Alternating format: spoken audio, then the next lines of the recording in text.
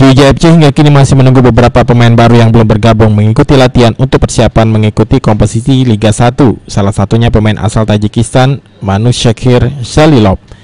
Pemain terbaik AFC 2017 ini sudah mencapai kesepakatan dengan manajemen SFC, namun statusnya bisa saja terganjal untuk bergabung karena aturan kompetisi. Sebab regulasi kuota pemain asing pada Liga 1 hanya diperbolehkan 3 pemain asing dan 1 marquee player.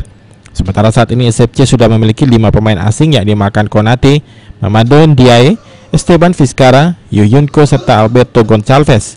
Saat ini manajemen SFC masih berusaha mengurus naturalisasi warga negara Beto dan Esteban Vizcarra yang memang ingin menjadi WNI. Manajemen SFC berharap proses pengurusan naturalisasi Beto dan Esteban menjadi WNI dapat selesai sebelum kompetisi Liga 1 berlangsung. Sudah 1 pekan terakhir Sriwijaya melakukan persiapan tanpa dipimpin arsitek baru mereka, Rahmat Darmawan.